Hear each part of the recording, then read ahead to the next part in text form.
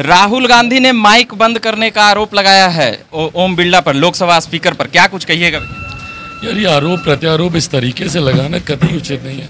Speaker साहब की chair हम लोग जानते हैं भाई, वहाँ पे कोई ऐसा बटन नहीं होता जो किसी का माइक ऑन कर दे, किसी का माइक ऑफ कर दे।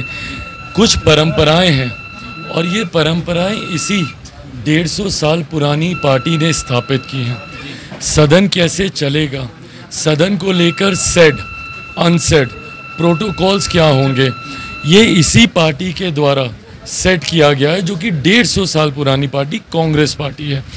ऐसे में जब राष्ट्रपति जी के अभिभाषण पर धन्यवाद प्रस्ताव आता है, ये हर कोई जानता है कि नियमतः उससे पहले ना कोई स्थगन प्रस्ताव आ सकता है, ना कोई उससे पहले किसी और विषय पर चर्चा हो सकती है। सबसे पहले महामहिम जिन्होंने दोनों सदन को आके संबोधित किया, सबसे पहले सदन के द्वारा उनको धन्यवाद प्रस्ताव सर्वसहमति से पारित कर दिया जाता है। ऐसे में अब तो नेता विपक्ष भी हैं, उनको अपनी इन जिम्मेदारियों को और इन प्रोटोकॉल्स को समझने की ज़रूरत है। गलत समय पर अगर वो गलत बात रखेंगे, उनकी भावनाओं से मैं सहमत हूँ। नीट को लेकर वो इस विषय को उठाना चाहते थे और हम सब लोग नीट के बच्चों के साथ हम लोग अपनी सहमति रखते हैं, बट नीट के बच्चों में भी आपको समझना होगा।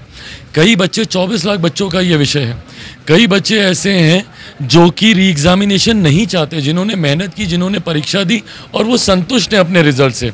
बट ये मामला कुछ 1500 कुछ बच्चों का है, जिसमें से कुछ बच्चों को ग्रेस मार्क्स मिला। क्यों? क्योंकि एग्जामिनेशन का समय नहीं बढ़ाया गया, लेट पेपर उनको मिला और एग्जामिनेशन का समय नहीं बढ़ाया गया, उनको ग्रेस मार्क्स दिए गए। अब उसमें से भी 1500 कुछ बच्चों में से भी कुछ बच्चे ऐसे हैं जिनको अच्छे मार्क्स मिल गए, वो री एग्जामिनेशन नहीं चाहते। कुछ बच्चे उनमें से हैं जो कि री एग्जामिनेशन चाहते हैं, उनको लगता है कि दूसरे को गलत मिले, हम लोग को बेहतर मिल सकते थे। अब ये दोनों पक्ष न्यायालय चला गया, न्यायालय में ये मामला विचाराधीन है, अभी उसका भी हम लोग को इंतज़ार है। इतने में पेपर लीक जैसा एक गंभीर विषय भी सामने में आया, जिसकी जांच के लिए तत्काल केंद्र सरकार ने सीबीआई की सिफारिश कर दी। केंद्रीय एजेंसियां इसकी जांच कर रही हैं, अभी उसकी भी रिपोर्ट आनी बाकी है। तो भैया, जब तक जांच एजेंसीज की रिपोर्ट नहीं आ जाती, न्यायालय की तरफ से कोई वर्डिक्ट नहीं आ जाता, तो उससे पहले फैसला लेना संभव नहीं है।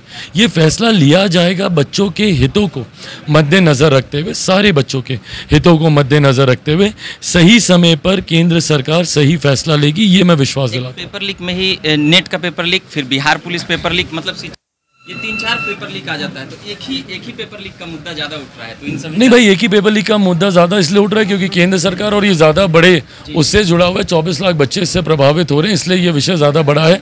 बट पेपर लीक कहीं पर भी हो रहा है, ये गलत है और सरकारों को ये जिम्मेदारी, केंद्र सरकार हो, राज्य सरकार हो, ये जिम्मेदारी निभानी होगी और लेनी होगी। इस बात की जिम्मेदारी कि बच्चों के भविष्य से ये खिलवाड़ नहीं हो सकता।